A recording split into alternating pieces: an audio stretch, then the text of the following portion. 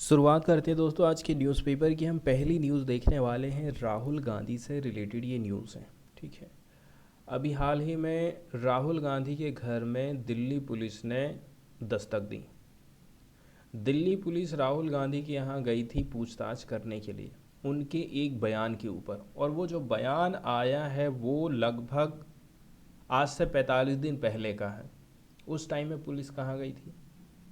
दूसरी नंबर की बात, ऑलरेडी से हम इस प्रकार की न्यूज़ देखते हैं, न्यूज़पेपर में पढ़ते भी हैं कि महिलाओं का सेक्सुअली असाल्ट हो रहा है। यहाँ पर रेप हुआ, कभी वहाँ पर सेक्सुअली असाल्ट की घटनाएं देखते हैं, कभी ऑफिस में हम देखते हैं कि उनके साथ सही व्यवहार नहीं किया जाता है ऑफिस के अधिकारियों के द्वारा। इस प्रकार की खबरें आम बात हैं। लेकिन यही बात जब राहुल गांधी बोले, मतलब विपक्ष बोले, तो केंद्र की जो बैठी हुई सरकार है उसको ये बात पसंद नहीं आती। अब दिल्ली की पुलिस गई है राहुल गांधी से पूछने के लिए, बताओ उस उनका नाम बताओ किन्होंने आपसे ये शिकायत करी है कि हमारा सेक्सुअली असॉल्ट हुआ है। तो इस प्रकार से आज आज के टाइम में देखा जाए ना, तो विपक्ष तो ऑलरेडी पूरी तरह से ख़त्म हो ही चुका है, और धीरे धीरे करके कुछ ऐसी घटनाएं हम देख रहे हैं जिनके चलते चलते विपक्ष और भी ज़्यादा कमज़ोर होते जा रहा है, और इससे जो सेंट्रल में बैठी गवर्नमेंट है वो होती है मजबूत। तो सेक्सुअली असाल्टेड जो वर्ड यूज़ किया गया है, मतलब हमारे देश में, ठीक है, महिलाओं का जो यौन उत्पीड़न होता है उससे रिलेटेड ये मुद्दा है। तो महिलाओं का जो सेक्सुअली हरासमेंट है उसको रोकने के लिए गवर्नमेंट की तरफ से कौन कौन से प्रयास किए गए हैं आज हम इसको देख लेते हैं। जैसे कि सरकार ने बेटी बचाओ बेटी पढ़ाओ अभियान चालू करी है, ताकि ये जो गिरता हुआ चाइल्ड सेक्स रेशियो है, बच्चियों की संख्या कम है, बच्चों की संख्या ज़्यादा है, पुरुषों की संख्या ज़्यादा है, महिलाओं की संख्या कम है। तो ये जो लिंग अनुपात गड़बड़ हो रहा है उसको ठीक करने के लिए बेटी बचाओ बेटी पढ़ाओ अभियान चलाया गया था। इसके अलावा जो एडोलसेंट गर्ल्स होती हैं, ठीक है, जो कि 11 से लेकर के 18 साल की उम्र में आती हैं, कैसे करके हम इनको एम्पावर कर सकते हैं, इम्प्रूव कर सकते हैं उनके सामाजिक स्टेटस को।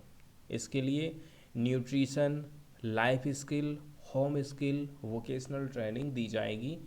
ठीक है, और नाम है स्कीम फॉर एडोलसेंट गर्ल। इसके अलावा प्रधानमंत्री महिला शक्ति केंद्र स्कीम, इस स्कीम के माध्यम से प्रमोट किया जाएगा कम्युनिटी पार्टिसिपेशन। किसके माध्यम से? Involvement of student volunteer for empowerment of rural women. तो जो स्टूडेंट लोग हैं वो वॉलेंटियर बन सकते हैं, और जो ग्रामीण महिलाएं हैं उनको एम्पावरमेंट हमें करना है प्रधानमंत्री महिला शक्ति केंद्र स्कीम के माध्यम से।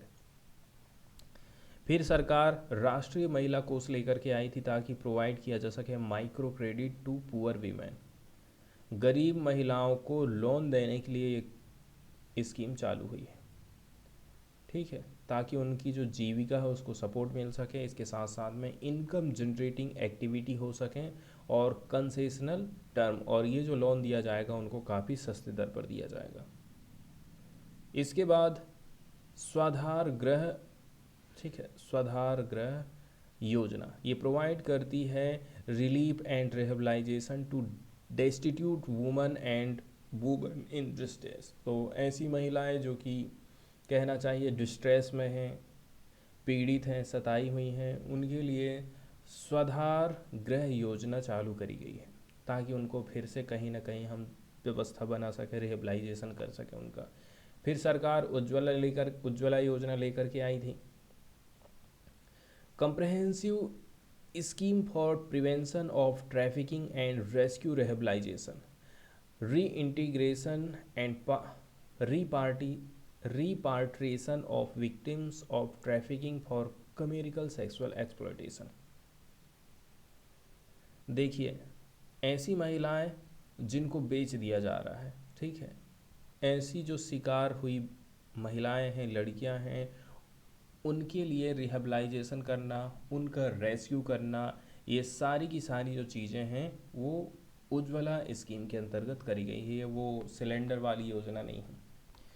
फिर वर्किंग वुमेन हॉस्टल्स बनाए गए हैं ताकि इंश्योर कर सकें safe accommodation for women working away from their place of residence. तो सरकार वर्किंग वुमेन के लिए भी हॉस्टल प्रोवाइड कर रही है ताकि यदि आप घर से दूर जाकर के काम कर रही हैं तो आपको सरकार ठीक है हॉस्टल प्रोवाइड करेगी। One stop centre and women helpline सरकार ने चालू करी है, लेकिन इसका इम्प्लीमेंटेशन अभी किया जा रहा है to facilitate access to integrated range of services. इसमें इंक्लूडिंग है मेडिकल सहायता, पुलिस की सहायता, लीगल एड या फिर case management, psychological counselling, temporary support service to women affected by the violence. यदि किसी प्रकार से कोई महिला वायलेंस का शिकार हुई है तो उसके लिए सहायता के लिए one stop centre women helpline खोली गई है। पैनिक बटन, ठीक है, मोबाइल फ़ोन में पैनिक बटन लाई गई है ताकि आप इमरजेंसी रिस्पॉन्स जो सपोर्ट सिस्टम है उसको एक्टिव कर सकें, और ये जो है निर्भया फंड के अंतर्गत किया गया है। Inclusion of acid attack as a disability. Acid attack से जो प्रभावित महिला है या लड़की है उसको डिसेबिलिटी की श्रेणी में ला दिया गया है, मतलब अब डिसेबिलिटी के हिसाब से जो जो सुविधाएं मिलनी चाहिए वो आपको मिलने वाली हैं। फिर डाउरी प्रोहिबिटेशन एक्ट 1961 का है जो कि पेनलाइज करता है गिविंग एंड टेकिंग दोनों को, मतलब दहेज लेना और देना दोनों अपराध है। लेकिन आज के टाइम में आप देखेंगे दहेज के कानून का कितना ज़्यादा मिसयूज़ हो रहा है, ठीक है। दहेज के कानून का आज के टाइम में महिलाएं गलत इस्तेमाल करने लगी हैं। वो फैमिली के ऊपर डिपेंड करता है कि लड़की की फैमिली कैसी है, ठीक है। यदि लड़की की फैमिली सही नहीं निकली तो समझ लीजिए आपको दहेज के केस में पूरे परिवार को फंसा देंगे और कहेंगे ठीक है बस जीवन भर वो कोर्ट के चक्कर लगाते रहो और फिर महीने का खर्चा बन जाएगा वो लड़की का, महीने का खर्चा भी पटाओ और ज़िंदगी भर पटाते रहो। वो लड़की शादी कर रही है कि नहीं कर रही है कोई अता पता नहीं है, और जब राजीनामा की बात आएगी तो कहेगी 5 लाख रुपए तो 10 लाख रुपए तो जब मैं राजीनामा करूँगी, नहीं तो नहीं करती, ज़िंदगी भर चलने दो केस, मेरे को तो महीने का खर्चा मिल रहा है। तो ये रियल बात है। लेकिन इनमें कुछ हर केस ऐसे नहीं होते हैं, इनमें से कुछ केस उल्टे भी होते हैं जिसमें पुरुष सही में जिम्मेदार रहता है। लेकिन इसमें ऐसा हो गया है ना कि जो सीधे साधे लोग हैं वो पिस रहे हैं। दिक्कत तो यहाँ पर ये आ जा रही है। तो ये डाउरी प्रोहिबिशन एक्ट से रिलेटेड ठीक है कानून है, इसमें कुछ संशोधन की बहुत ज़्यादा ज़रूरत है। फिर सरकार ने सबला स्कीम लाई, सेक्सुअल हरासमेंट इलेक्ट्रॉनिक बॉक्स लेकर के आई है। फिर the national database on sexual offenders जिसमें इंक्लूड है नाम, address, photograph, fingerprint, detail of the convicted in sexual assault case. तो ऐसे व्यक्ति जो कि इस प्रकार के केसेस जिन्होंने करे हैं, जिन्होंने इस प्रकार के अपराध रखे हैं, उसका डेटा रखा जाएगा, ठीक है, ताकि फ्यूचर में ये काम आ सके। इसके बाद नेक्स्ट जो न्यूज़ हम देखने वाले हैं वो मेघालय की गवर्नमेंट से रिलेटेड देखने वाले हैं, ठीक है। तो जो मेघालय की गवर्नमेंट है वो उसने कन्फर्मेशन दे दिया है कि हम क्या काम करने वाले हैं, रीलोकेट करेंगे शिलोंग के सिख और दलित को, ठीक है। तो इससे रिलेटेड ये न्यूज़ आई है, इसको हम डिस्कस कर लेते हैं। मेघालय की गवर्नमेंट ने निश्चय किया है कि वो रीलोकेट करेगी 342 फैमिलीज़। कितनी फैमिली को? 342 फैमिलीज़ को of Mazhabi Sikhs and other Dalit residents from the state capital Shillong's Harijan colony. ऐसा कहना है deputy chief minister Prestone Tynsong का। तो कौन कौन लोगों को यहाँ पर रिलोकेट करने की बात करी जा रही है? एक तो सिख लोग हैं और दूसरे लोग हैं दलित लोग। तो स्टेट की जो कैपिटल है शिलांग, यहाँ जो हरिजन कॉलोनी में ये लोग रहते हैं, यहाँ से इनको एक जगह से दूसरी जगह रिलोकेट करने की बात करी जा रही है। This follows the High Court of Meghalaya's directive to the state government to resolve the matter by April. ऐसा क्यों किया जा रहा है? क्योंकि मेघालय का जो दिशा निर्देश था हाई कोर्ट का स्टेट गवर्नमेंट को कि आप इस मैटर को रिजॉल्व करिए, तो ये जो हरिजन कॉलोनी के रेसिडेंट हैं, रहने वाले लोग हैं, a part of them live Mawlong area have been in the eye of a storm since a communal flare-up over the parking of a state-run bus. The colony measures 3.33 acre and flanks a 300-meter lane. तो ये जो area है ना, ठीक है, जातिगत या फिर धार्मिक आधार पर यहाँ पर क्या है, वायलेंस हुआ था। तो हरिजन कॉलोनी के निवासी एक सरकारी बस की पार्किंग को लेकर सांप्रदायिक हिंसा के बाद ये घटना घटित हुई थी। अब फिर रिस्पॉन्स का इंतज़ार किया जा रहा है। आगे बताया जाता है कि हमने नवंबर 2022 में हरिजन पंचायत समिति के नेताओं को सौंपे गए पुनर्वास ब्लूप्रिंट पर उनकी राय लेने के लिए आमंत्रित किया था, लेकिन उन्होंने कुछ समय मांगा। हम बातचीत के आमंत्रण पर उनकी प्रतिक्रिया का इंतजार कर रहे हैं, ऐसा कहना है टिन सॉन्ग का।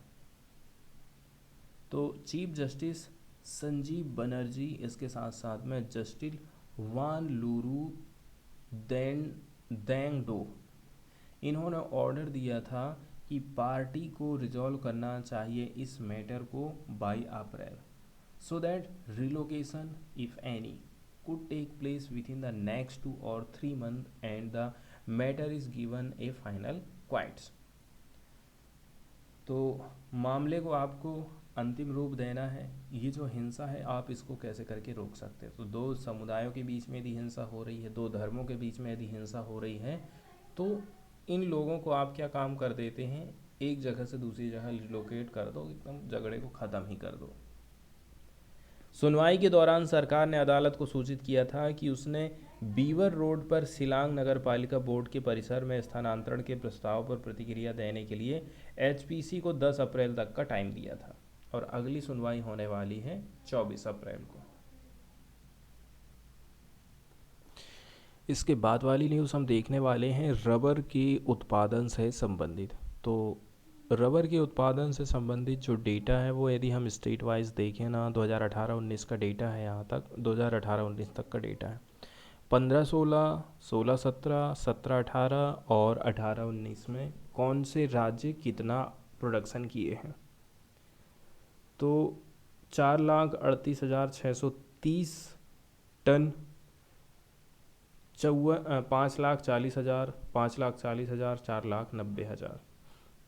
तो आप देख रहे हैं कि जो केरला है वो टॉप पर रहा है हमेशा से ही, ठीक है। 4 लाख टन का उत्पादन लगभग ये करता है, 4.5 लाख से 5.5 लाख टन। फिर सेकंड नंबर पर आ जाता है तमिलनाडु, 19,495 और ये है 21,140 2016-17 का, और 18-19 का यदि हम देखें तो 21,500 है। केरल और तमिलनाडु। अब हम बात कर लेते हैं त्रिपुरा, असम, मेघालय, नागालैंड, मणिपुर, मिजोरम, अरुणाचल प्रदेश, ठीक है। मतलब कि आपका ये जो दो स्टेट हैं, दो स्टेट सबसे आगे रहे हैं, उनका टोटल यहाँ पर बताया गया है। फिर नॉर्थ ईस्ट का टोटल यहाँ पर किया जाता है कि नॉर्थ ईस्ट में कितना प्रोडक्शन हो रहा है। फिर कर्नाटक, गोवा, महाराष्ट्र, उड़ीसा, वेस्ट बंगाल, आंध्र प्रदेश, इन सब को यदि हम टोटल कर दें तो कितना रबर का प्रोडक्शन हो रहा है। यहाँ पर पार्टिकुलरली जो बात करी जा रही है, जैसे कि यदि हम total production of natural rubber की बात करें 2018 से 19 के बीच में, तो वो लगभग अंदाज़ा लगाया जा रहा है कितने का, 6,48,000 टन इतना प्रोडक्शन हुआ था। The production of NR during April May 2019 is provisionally estimated एक 7 लाख कितना हज़ार है, 7,400 टन है। तो वहीं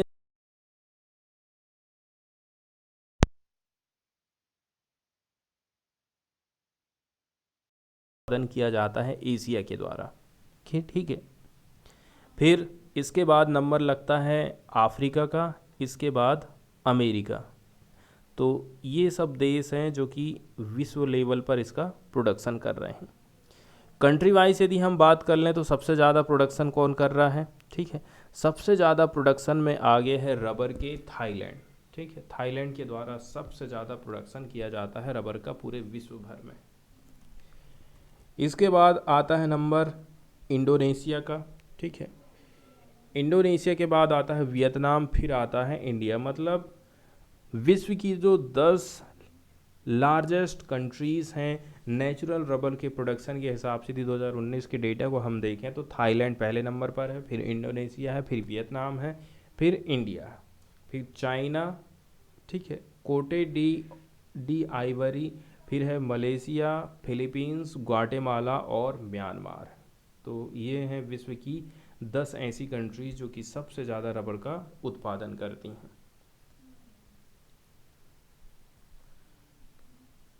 वहीं यदि हम नेचुरल रबर की बात करें तो ये जो नेचुरल रबर होता है वो एक आइसोप्रीन का पॉलीमर है, मतलब एक ऑर्गेनिक कंपाउंड है। Rubber is a coherent elastic solid obtained from latex of a number of tropical trees which Hevea brasiliensis is the most important. वहीं यदि हम रबर के ट्रीज की बात करें, काफ़ी इकोनॉमिक रबर ट्री का जो एन इकोनॉमिक लाइफ पीरियड होता है वो रहता है लगभग 32 साल का, यदि हम प्लांटेशन की बात करें तो। इसके बाद हम सीधे चलते हैं एडिटोरियल वाले पेज की तरफ और देख लेते हैं प्रमुख एडिटोरियल्स को। तो जो पहला जो एडिटोरियल हम देखने वाले हैं वो केरला से है।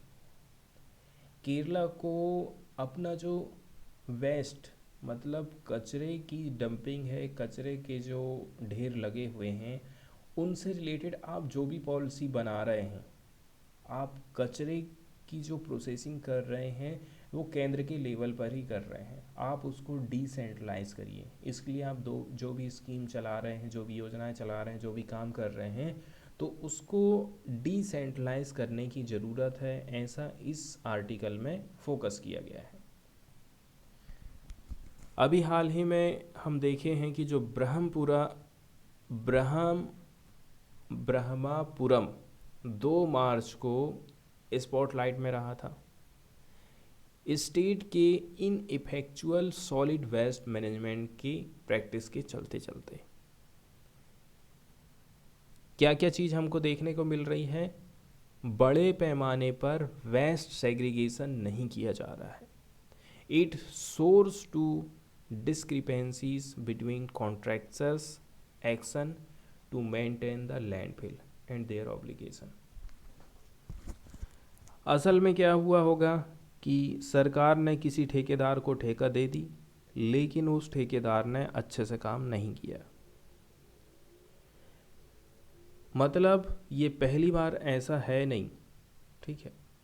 This was not the first fire eight Brahmapuram, और ब्रह्मपुरम में ये पहली आग नहीं है जो कि कचरे के ढेर में लगी है। और हम अच्छी तरह से जानते हैं यदि कचरे के ढेर में यदि आग लगती है तो बहुत सारी गैसेस, हानिकारक जो गैसेस हैं वो वहाँ से निकलती हैं। इससे बहुत सारी बीमारियाँ हो सकती हैं, जैसे कि सांस लेने में तकलीफ़ जा रही है, ठीक, हृदय संबंधी रोग हो सकते हैं। बच्चों और बूढ़ों के लिए सबसे ज़्यादा घातक होती हैं ये वाली गैसें। तो कैसे करके आप इस प्रकार के जो लैंडफिल्स हैं इनसे आप निपट सकते हैं, ठीक है। इसके लिए एक अलग से आर्टिकल है जिसको हमने अपनी वेबसाइट में लिखे हैं, वहाँ पर आप जाकर के उसको एक बार ज़रूर पढ़िए, आपको पूरी बात समझ में आ जाएगी कि कैसे करके इससे हम निपट सकते हैं। तो ये तो आग पहली बार ऐसी नहीं है जो कि लग गई है। कुछ स्टडीज़ ऐसी हैं जो कि CSIR national institute for interdisciplinary science and technology, CSIR national institute of interdisciplinary science and technology ने 2019 और 2020 में कैलकुलेट करा था, अनुमान ये लगाया था कि कई सारी जो आगे हैं, ठीक है, इन्होंने रिलीज़ की हैं हाईली टॉक्सिक सब्सटेंसेस को। जहरीली गैसें इनके द्वारा छोड़ी गई हैं into their surrounding. They are also likely to have been released in this fire, और उसी प्रकार की जो जहरीली गैसें हैं इस फायर से भी निकली हैं। इस प्रकार के जो फैक्ट होते हैं वो इंडिकेट करते हैं दो प्रकार की समस्याओं को। पहले नंबर की है solid waste accumulated at the site. आपने उस जगह में सॉलिड वेस्ट को इकट्ठा करके रखा, इसके बाद it was not removed quickly enough, और आपने वहाँ रखते गए लेकिन आप उस कचरे को उठा नहीं रहे हैं। इसके साथ साथ में यहाँ पर हमको दो प्रकार की फेलियर देखने को मिली है। पहली नंबर की बात ये है, कोच्चि का जो सॉलिड वेस्ट मैनेजमेंट एपराटस है वो बहुत छोटा है। जिस हिसाब से हम काम कर रहे हैं उस हिसाब से कचरा कईयों गुना आ जा रहा है। मतलब जो कोच्चि का सॉलिड वेस्ट मैनेजमेंट सिस्टम है वो बहुत छोटा पड़ जा रहा है। And the Brahmapura waste to energy plant is dysfunctional, और ब्रह्मपुरा में जो आपने वेस्ट टू एनर्जी प्लांट बनाए हैं वो काम नहीं कर रहा है। अब ये जो सॉलिड वेस्ट मैनेजमेंट है वो पूरी देश भर की प्रॉब्लम, वो खाली कोच्चि अकेली की प्रॉब्लम नहीं है। Due to over consumption, low resources use efficiency and not handling such waste properly. ऐसा क्यों हो रहा है? क्योंकि हम ओवर कंजप्शन कर रहे हैं, हमारे पास जो रिसोर्सेज हैं उनका अच्छे तरीके से इस्तेमाल नहीं कर रहे हैं, और हम इस प्रकार के वेस्ट को प्रॉपर तरीके से हैंडल नहीं कर पा रहे हैं। अब आप खुद सोच लीजिए, जब आपके घर में कचरा लेने वाला आता है तो उस टाइम में आपको क्या करना है? गीला कचरा आपको अलग रखना है, सूखा कचरा आपको अलग रखना है। सूखा मतलब प्लास्टिक से रिलेटेड चीज़ें, कागज़ है या फिर अन्य चीज़ें हैं, ठीक है, इनको आप बिल्कुल अलग ही रखिए। गीले कचरे को तो आपको कचरे वाले को देने की भी ज़रूरत नहीं होती है। आपके घर के आसपास जो गायें आती हैं उनको आप खिला करके उसको वहीं ख़त्म कर सकते हैं। गीले और सूखे को आप मिक्स करके बिल्कुल कभी मत दीजिए कचरे को, ठीक है, क्योंकि यही फिर उनको दिक्कत जाती है दोनों कचरे को सेग्रीगेट करने के मामले में, और ये फिर कचरा ना होके असली वाला कचरा बन जाता है। तो पहला जो स्टेप है वो हमारे घर से ही चालू होना चाहिए कि हमें गीला कचरा अलग रखना है, सूखा कचरा अलग रखना है। आगे का जो प्रकार का जो फेलियर है, has to do with waste not being remove efficiently from stock pile. दूसरा कदम ये था कि जो कचरे का ढेर है उसको आपने एफिशिएंट तरीके से रिमूव नहीं किया। रिमूव कर देते तो वहाँ आग नहीं लगती। By feeding it into waste to energy plant and by recovering commercially important metal, आप क्या क्या काम कर सकते थे? कई सारे प्लांट ऐसे हैं जो कि कचरे से एनर्जी बना रहे हैं, वहाँ पर इसको आप भेजिए। दूसरी काम क्या कर सकते हैं, आप इम्पोर्टेंट जो मेटल है उनको अलग करिए ना, और उनसे पैसा कमाइए। Refuse derived fuel and biosoil and by storing the flammable waste in a way that would not prevent fire. तो ऐसा नहीं करना है आपको, वहाँ कुछ ऐसी चीज़ रहने ही मत दीजिए जिसके कारण आग जो है और भड़कती जाए। आगे बताया जा रहा है कि ये जो ब्रह्मपुरम प्लांट्स है, ऐसा लगता है कि ये स्टेट का ब्लाइंड स्पॉट बन गया है, मतलब कोई वहाँ पर ध्यान ही नहीं दे रहा है। Such facilities work only when the relatively more expensive power they produce will be purchased. इस प्रकार की जो फैसिलिटीज़ है वो काम कब करेगी? जब जो एक्सपेंसिव पावर है, ठीक है, मोर expensive power they produce will be purchased. मतलब कि इस प्रकार आपने प्लांट तो लगा दिया है कि हम कचरे से बिजली बनाएंगे, लेकिन आपको ज़्यादा बिजली का उत्पादन करना पड़ेगा। The amount of combustible waste they receive is proportional to the amount of purchasable power they can produce, and the waste they receive has sufficient caloric content to produce the power। मतलब इतना तो होना चाहिए कि जो waste आप receive कर रहे हैं उसके पास में कि कुछ कैलोरी कंटेंट होना चाहिए ताकि आप पावर को प्रोड्यूस कर सकें। लेकिन ये जो प्लांट है वो काम नहीं कर रहा है। स्टेट मस्ट, अब स्टेट को एक्सप्लेन करना चाहिए ऐसा क्यों है और कैसे करके इसको हम रिवाइव कर सकते हैं, फिर से जिंदा कर सकते हैं। इसके साथ साथ में कुछ क्वेश्चन जो है लैंड फिलिंग और बायो माइनिंग कॉन्ट्रैक्ट से भी रिलेटेड हैं कि आखिर क्यों जो कॉन्ट्रैक्टर है वो फेल हो गए हैं अपने ऑब्लिगेशन को लेकर के, and why course correction was not effected sooner.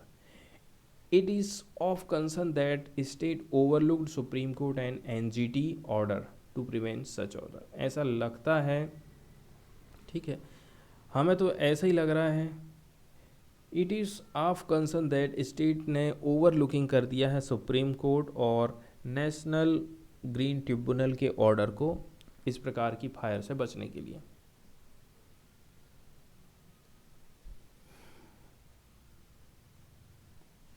अगला एडिटोरियल हम देखने वाले हैं भारत और चीन के संबंधों को ये बताता है। पार्टिकुलरली यहाँ पर सीमा विवाद से रिलेटेड मुद्दे उठाए गए हैं, कितनी प्रगति अभी तक हो पाई है, कौन कौन से स्टेप लिए जा रहे हैं, ठीक है, पूरा इतिहास यहाँ पर हमारे सामने प्रस्तुत किया जाता है। तो इंडिया और चाइना की बॉर्डर में शांति स्थापना के लिए जो प्रयास किए जा रहे हैं ना, वो काफ़ी लो हैं। India and China appear to be moving toward a new modus vivendi to maintain peace and tranquillity. आज के समय में आप देख रहे हैं कि भारत और चाइना के बीच में सीमा पर शांति स्थापना के लिए जितने भी बातचीत हो रही हैं, आपको बढ़िया बढ़िया तरीके से हमेशा ये बताया जा रहा है कि नहीं, बहुत अच्छी बातचीत रही है, फ्रूटफुल डिस्कशन रहा है, बहुत जल्दी जो है सीमा विवाद हल हो जाएगा। लेकिन ऐसा रियल में कुछ भी नहीं हो रहा है, क्योंकि जो कुछ भी हो रहा है आज के टाइम में वो टेम्पररी तरीके से किया जा रहा है। परमानेंट सॉल्यूशन अभी तक लेकर के नहीं आए हैं दोनों देश। और चाइना भी चाहता है कि इंडिया ऐसे ही किसी ना किसी मैटर पर इंडिया को फंसा के रखो, ताकि इंडिया चाइना को उतना ज़्यादा कंपटीशन ना दे पाए। यहाँ पर दो वर्ड यूज़ किए गए हैं, मोडस। मोडस का मतलब होता है ढंग या तरीका, और एक वर्ड यूज़ किया गया है विवेंडी। विवेंडी का मतलब होता है टेम्पररी एक्शन।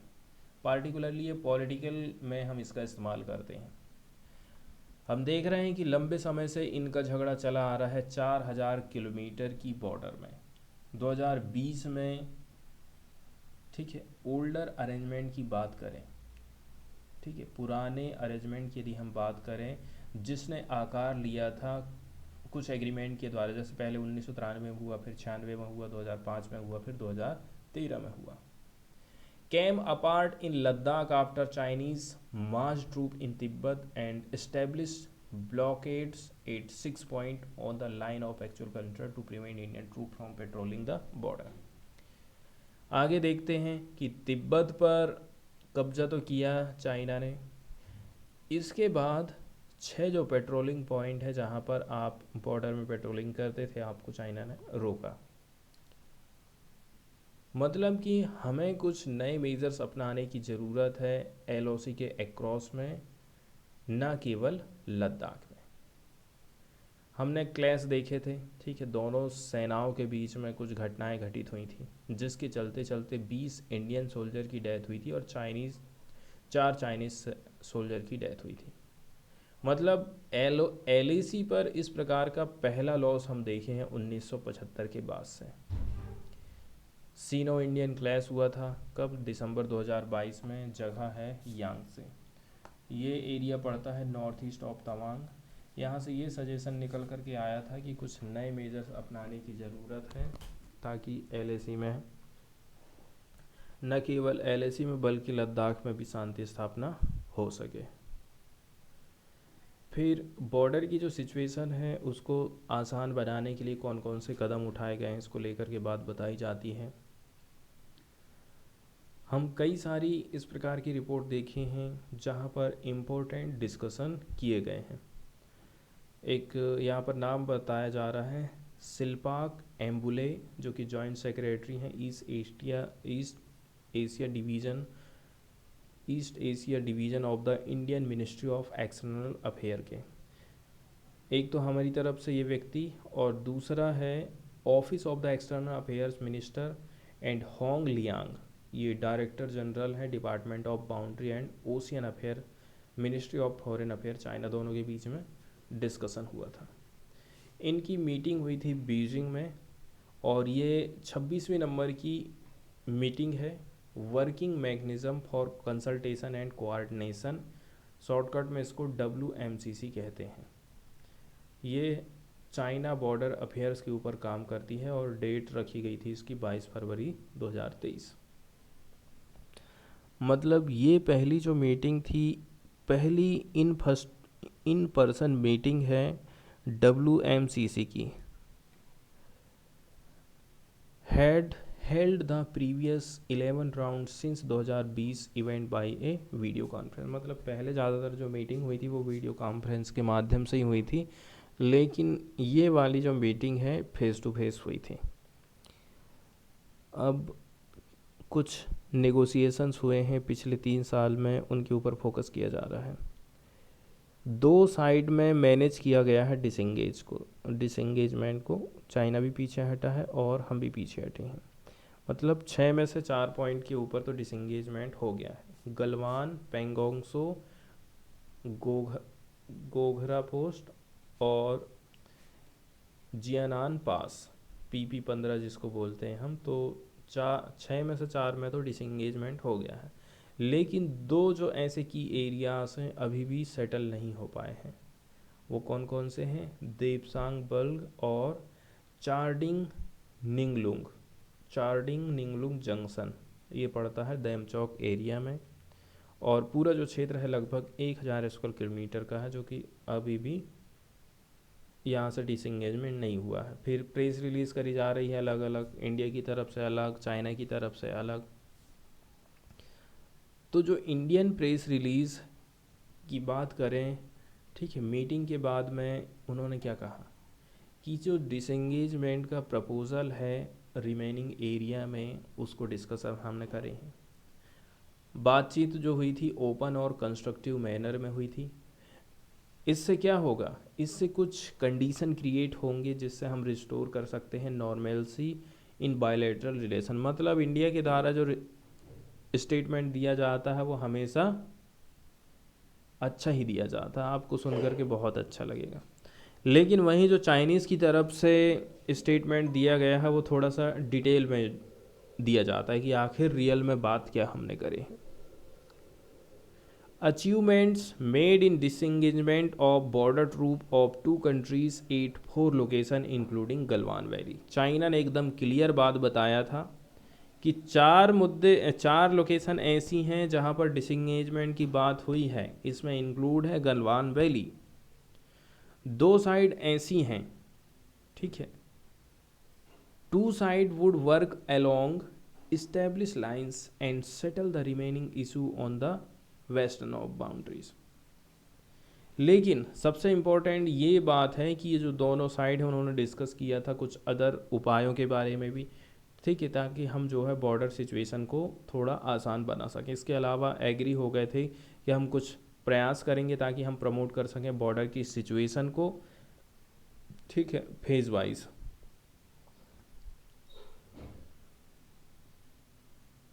इसके बाद इस प्रकार के जो अदर मेजर्स की यहाँ पर बात करी जा रही है, तो इससे क्या सिचुएशन में कुछ सुधार आ सकती है? तो यहाँ पर आप ये भी देखेंगे कि अदर जो पार्ट है LAC के, उनको नॉन पेट्रोल जोन्स में कन्वर्ट करने की बात करी जाती है। कई सारे जो प्रपोजल हैं उनमें डिस्कशन किया गया था, जैसे कि उनमें से एक जो क्या था, वो based on experience of the last 3 years, वो है कन्वर्ट करना LAC के अदर हिस्सों को। कैसे? सिमिलर नो पेट्रोल जोन में, ना तो आप जाओगे ना तो हम जाएंगे उस एरिया में। इमीडिएटली इससे क्या होगा? Lead to package settlement in the 2 remaining areas of Depsang and Charding Nala. इससे हम आसान तरीके से बचे हुए जो 2 एरिया हैं उसके ऊपर हम फोकस कर पाएंगे। इसके अलावा डिस्कशन जो किया गया था, taken up the issue of upgrading the border management. Border management को अपग्रेड करना है। means to replace the WMCC with mechanism that will have both military and civilian officer. WMCC को हटाया जाएगा और इसकी जगह में मिलिट्री और सिविलियन ऑफिसर दोनों बैठेंगे और जो भी बातचीत है वो करेंगे। तो जो पूरी की पूरी रेंज है कॉन्फिडेंस बिल्डिंग के उपायों की 1993 से ही, वो किस पर आधारित थी? That both sides largely accepted lay off the LAC। तो ये बात इस पर निर्भर कर रहा है कि आप LAC के ऊपर कितना भरोसा करते हो, तभी जा कर के आप आगे बढ़ सकते हैं। चूँकि दोनों देशों की तरफ से देखा जाए ना, तो कुछ 18 से 20 पॉइंट ऐसे हैं जिसमें दोनों देशों के बीच में मतभेद है। फिर 1993 और 96 के जो एग्रीमेंट हुए हैं, ठीक है, वो पार्टिकुलरली बात करते हैं importance of identifying and resolving these differences. और 1993-96 के हिसाब से आप देखोगे तो उनमें यही बात तो कही गई थी कि कैसे भी करके ये जो अलग अलग बात आप बोल रहे हैं इसको हम कैसे करके रिजॉल्व कर सकते हैं। बट एज डिकेड वोर on the Chinese walk back, ठीक है, लेकिन आप देखते हैं जैसे जैसे टाइम बीतते जाता है चाइना अपनी बात से पीछे हटते जाता है। यही सब यहाँ पर हमको देखने को मिलता है।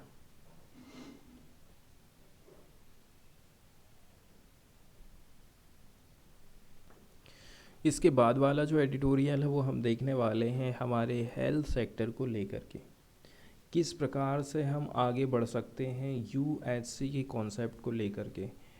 यूनिवर्सल हेल्थ केयर का कॉन्सेप्ट हमें लेकर के चलना है और उसी के हिसाब से हेल्थ सेक्टर में हमें खर्चा करना है या फिर इन्वेस्टमेंट करना है। तो क्या हम इस बात पर बिलीव कर सकते हैं हेल्थ को as a basic human right, जो कि इंडिया का जो कॉन्स्टिट्यूशन है गारंटी देता है अंडर राइट टू लाइफ। किसके अंतर्गत हमें मिला है ये? राइट टू लाइफ के अंतर्गत। इसी के परिप्रेक्ष्य में हम ये मानते हैं कि विश्व स्वास्थ्य संगठन WHO की जो डेफिनेशन है हेल्थ की वो क्या है?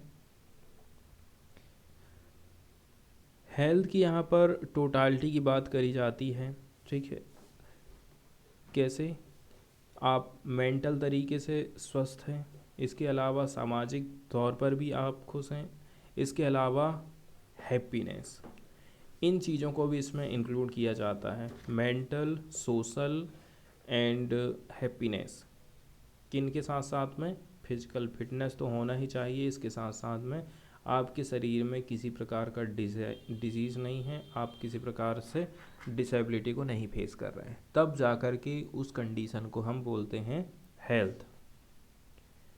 इसका मतलब ये हो गया है कि हम जो है हेल्थ को अचीव कब तक नहीं कर सकते हैं? जब तक अदर जो फैक्टर हैं उनके ऊपर हम फोकस ना करें। मतलब जो हेल्थ के निर्धारक हैं उनके ऊपर भी हमें फोकस करना है। तो कुछ जो इंटरसेक्टरल कन्वर्जेंस है उसे हमें करने की ज़रूरत है। इंटरसेक्टरल कन्वर्जेंस मतलब अदर अलग अलग जो सेक्टर हैं उनको मिलाने की ज़रूरत है। जैसे मेडिकल और जो हेल्थ डिपार्टमेंट है, such as women and child development, food and nutrition, agriculture and animal husbandry, civil supply, rural water supply, sanitization, social welfare, tribal welfare, education, forestry, इन सब का हमें क्या काम करना है? कन्वर्जेंस करना है। फिर एक नारा है, जो नारा क्या था? हेल्थ फॉर ऑल बाय 2000, ठीक है, 2000 तक सबके स्वास्थ्य की बात करी जा रही है। इसका प्रपोजल दिया था हाफडेन माहलर के द्वारा और इसका समर्थन मिला था वर्ल्ड हेल्थ असेंबली को 1977 में। तो यहाँ पर जो फॉर ऑल वर्ड यूज़ किया गया है इसका मतलब ये है हम यूनिवर्सलाइजेशन की बात कर रहे हैं। मतलब कोई भी इस बात से मना नहीं कर सकता है कि प्रत्येक जो व्यक्ति है वो योग्य है विदाउट बीइंग डिस्क्रिमिनेटेड, बिना किसी डिस्क्रिमिनेशन के, ठीक है, ना आपको उसका फाइनेंशियल स्टेटस देखना है, ना जेंडर, ना रेस, ना place of residence, affordability to pay और एनी अदर फैक्टर, उसको स्वास्थ्य की सुविधा मिलना चाहिए। फिर ये जो यूनिवर्सल हेल्थ केयर या फिर कवरेज यूएससी है, इसको इम्प्लाइड किया गया था लगभग 1977 के टाइम में। इंडिया किसके माध्यम से, नेशनल हेल्थ पॉलिसी 1943 के माध्यम से कमिटेड है, ठीक है, कि हम जो है हेल्थ फॉर ऑल के ऊपर काम करें, इस गोल के ऊपर काम करें। तो प्राइमरी केयर के ऊपर फोकस करने की बात करी जाती है। इंटरनेशनल कॉन्फ्रेंस किसके ऊपर, प्राइमरी हेल्थ केयर के ऊपर, अल्मा आटा 1978 में। इसने कुछ कुछ मिनिमम कंपोनेंट निर्धारित किए थे कि कौन कौन से जो कंपोनेंट हैं वो किसी भी सिटीजन्स के लिए बहुत इम्पोर्टेंट हो जाते हैं। इसने अनिवार्य कर दिया था जितने भी हेल्थ से रिलेटेड प्रमोशन एक्टिविटीज़ हैं उसको। इसके अलावा प्रिवेंशन ऑफ डिसीज़, इसमें इंक्लूडिंग है वैक्सीनेशन का काम, ट्रीटमेंट ऑफ माइनर इलनेस का काम, accident to be free for are using government resources specially for poor. Government अपने पैसे का इस्तेमाल करेगी, ठीक है। इसमें कौन कौन से कदम उठाए जाएंगे, सभी डिसीज़ से हमारी फ्री में इलाज होगा, वैक्सीनेशन भी फ्री होगा, माइनर इलनेस भी है उसका इलाज भी फ्री होना चाहिए, एक्सीडेंट हुआ है तो उसका इलाज भी फ्री होना चाहिए। तो ये बात कही गई थी कहाँ पर, international conference on primary health care 8 Alma आटा 1978। लेकिन दिक्कत वाली बात ये हो गई है, यहाँ पर प्राइमरी हेल्थ केयर को एक्सक्लूडेड कर दिया गया है। कुछ जो नॉन कम्युनिकेबल डिसीज़ होते हैं, क्रॉनिक डिसीज़ जिसमें इंक्लूडिंग है मेंटल इलनेस, इसके साथ साथ में इसका जो इन्वेस्टिगेशन और ट्रीटमेंट है ऑलमोस्ट इसको एक्सक्लूड कर दिया गया है। आज के टाइम में देखते हैं हम प्राइमरी हेल्थ केयर में। जब इसको हमने किस में डाल दिया, सेकेंडरी और टर्सरी केयर में, it was left to the individual to either seek it from a limited number of public hospital। अब इसका मतलब क्या हो गया, यदि आप नॉन कम्युनिकेबल डिसीज से पीड़ित हैं तो आप कहाँ जाएंगे, सरकारी हॉस्पिटल में जाएंगे या फिर प्राइवेट सेक्टर में आपको जाना है जहाँ पर आपको अपनी जेब से पैसा खर्चा करना पड़ेगा। मतलब यहाँ पर पर्याप्त गवर्नमेंट्स के द्वारा जो संचालित संस्थाएं हैं वो उतनी ज़्यादा पर्याप्त नहीं हैं गरीब लोगों के लिए, जो कि अफोर्ड नहीं कर पाते हैं इस प्रकार का जो एक्सप्लोटेटिव और एक्सपेंसिव प्राइवेट खर्चा है उसको। मतलब रिस्पॉन्सिबिलिटी से जो हाथ पीछे खींचा जा रहा है, ठीक है, जैसे कि टू प्रोवाइड सेकेंडरी और tertiary care by the state, ensure the dominant unregulated profit making private sector and also health insurance sector were kept happy and thriving। तो बाकी की जो चीज़ें हैं हम देख रहे हैं प्राइवेट सेक्टर में चली गई हैं, गवर्नमेंट इस मामले में उतना ज़्यादा आगे नहीं बढ़ पाई है।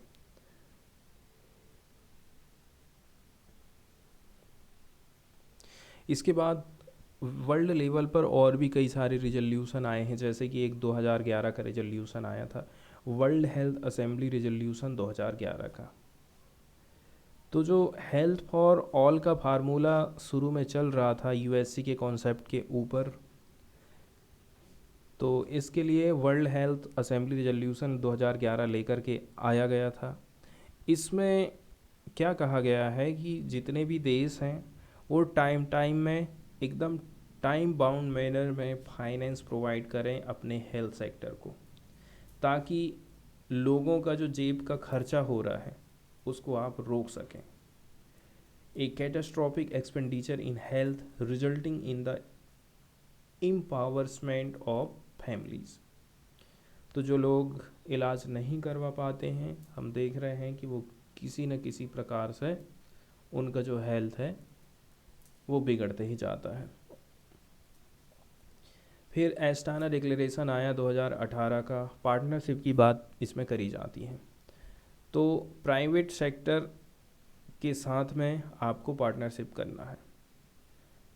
तो प्राइवेट सेक्टर चूँकि अल्कोहल, तंबाकू, ultra processed food, industrial and automobile pollution, इसने कंट्रीब्यूशन दिया है कि प्राइवेट सेक्टर का क्या हो रहा है, वाणिज्यीकरण हो रहा है। इन सब बातों के चलते चलते ही हम देख रहे हैं प्राइवेट हॉस्पिटल की संख्या इतनी ज़्यादा बढ़ गई है। इसके अलावा जो पूरर कंट्रीज़ हैं, जो गरीब देश हैं, ठीक है, वो प्राइवेट सेक्टर का रेगुलेशन करने के लिए तैयार बिल्कुल नहीं है।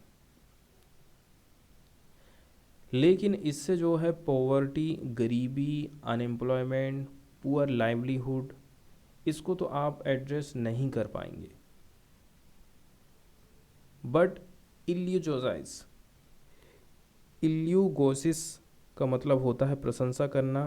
Quality PSC only as the cornerstone for universal health coverage and ignores broader universal health care. और कुल मिलाकर के देखा जाए, यहाँ से एक बात निकलती है कि जो ब्रॉडर यूनिवर्सल हेल्थ केयर है उसको यहाँ पर इग्नोर किया जा रहा है। इसके बाद वाला आर्टिकल है टेक्स्ट एंड कॉन्टेक्स्ट वाले पेज से। लेट लाइफ डिप्रेशन के बारे में हम जानेंगे इसमें, और कैसे करके इससे आप निजात पा सकते हैं या फिर इससे हम बच सकते हैं। गैरियाट्रिक डिप्रेशन, इसके 3 रिस्क फैक्टर बताए जा रहे हैं। कौन कौन से खतरे हो सकते हैं हमको, बायोलॉजिकल, साइकोलॉजिकल और सोशल। वहीं हम ट्रीटमेंट की बात करें, expert takes a 4 pronged approach. ठीक है, तो यहाँ पर 4 स्टेप वाली अप्रोच अपनाई जाती है। इसमें इन्वॉल्व है साइकोथेरेपी, फिर है medication, brain stimulation and family therapy.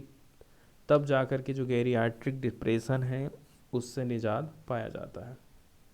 जैसे कि पिक्चर में बताया गया, एक वृद्ध महिला है और किस प्रकार से ये डिप्रेशन में गई है। तो जो डिप्रेशन होता है काफ़ी कठिन हो जाता है यदि ये ओल्ड एज में आता है, तो जिसको हम लेट लाइफ डिप्रेशन कह रहे हैं। इसका जो रीज़न है वो मल्टीपल फैक्टर बताए जाते हैं, एक साथ में हमको दिखाई देते हैं। और इसके 3 ब्रॉड रिस्क फैक्टर हैं, बायोलॉजिकल, साइकोलॉजिकल और सोशल। तो बायोलॉजिकल रिस्क फैक्टर क्या है? वैज्ञानिक लोग अभी भी आइडेंटिफाइंग में लगे हुए हैं, ठीक है, कैंडिडेट बायोमार्कर को। एक बायोलॉजिकल मॉलिक्यूल है जो कि हमारे ब्लड में पाया जाता है, बॉडी फ्लूइड और other tissues, that is sine of a disease process.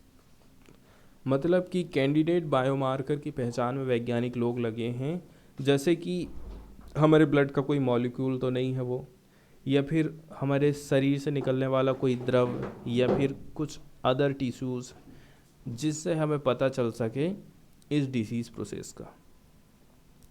LLD की बात करें, अदर हैंड में कुछ स्टडी ऐसी भी सामने आई हैं जहां पर हमें कुछ एविडेंस मिले हैं जेनेटिक कंट्रीब्यूशन टू एलएलडी को लेकर के। वैज्ञानिक लोगों ने कुछ एडवांस हाइपोथेसिस किया है जिसमें इन्वॉल्व है जीन्स, ठीक है, that code for serotonin synthesis, जहाँ से हमको कोडिंग मिल रही किसके लिए, सीरोटोनिन सिंथेसिस की। इसके अलावा नोरेपायरिनफ्रिन ट्रांसपोर्टर एंड न्यूरोथ्रोपिक फैक्टर। लेकिन ये सारे के सारी जो चीज़ें हैं इनमें हमें ज़्यादा से ज़्यादा टेस्ट करने की ज़रूरत है।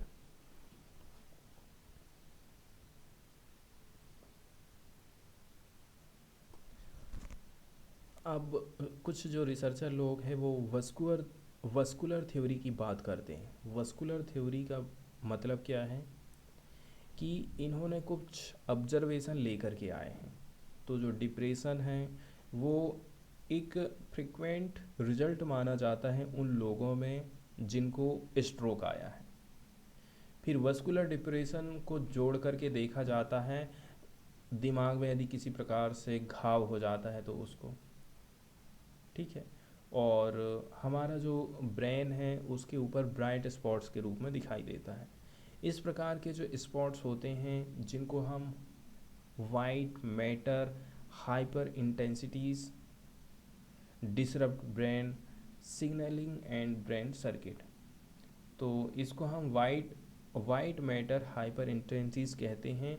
ये हमारे ब्रेन के सिग्नलिंग सिस्टम को, ब्रेन के सर्किट को तोड़ देता है। हार्ट अटैक और हार्ट की जो कंडीशन होती हैं अधिकतर जिसके चलते चलते एलएलडी हो रहा है, as do diabetes and hip fracture. Depressive symptom can also manifest if a person does not optimally recover from physical illness. इसके अलावा बताया जा रहा है आप फिजिकल इलनेस से भी प्रभावित हैं तो जो डिप्रेशन के सिम्टम है ना वो और भी ज़्यादा बढ़ने लग जाते हैं। इसके बाद साइंस की एक और न्यूज़ आई है जिसको हम देखने वाले हैं, जिसके अंतर्गत बैकग्राउंड रेडिएशन। बैकग्राउंड रेडिएशन हमारे देश में सबसे ज़्यादा केरला में पाया गया है, लेकिन इससे कोई उतना ज़्यादा खतरा नहीं है।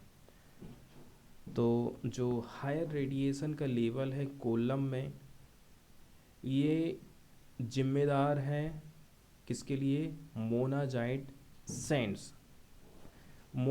सैंड्स के लिए, that are high in thorium. इसमें क्या पाया जाता है, थोरियम पाया जाता है। तो अध्ययन में ये भी पता चला है कि जो एवरेज नेचुरल बैकग्राउंड लेवल है गामा रेडिएशन का इंडिया में वो कितना है, 94 NGY पर हावर है। बैकग्राउंड रेडिएशन लेवल या फिर जिसको हम बोलते हैं ऐसा एमिशन जो कि नेचुरल रिसोर्सेज से उत्पन्न हो रहा है, जैसे कि रॉक है, सैंड है या फिर माउंटेन्स है, तो लगभग ये 3 गुना है, जितना जैसा कि हम सोच रहे थे उसका 3 गुना हमने पाया है। एक पूरे इंडिया भर में इसका स्टडी किया गया था वैज्ञानिकों के द्वारा, जो कि कहाँ क्या थे, Bhabha Atomic Research Centre. This does not however translate to an elevated health risk. लेकिन यहाँ पर बताया जा रहा है कि इससे हमारा जो हेल्थ है उसके ऊपर उतना ज़्यादा असर नहीं पड़ रहा है।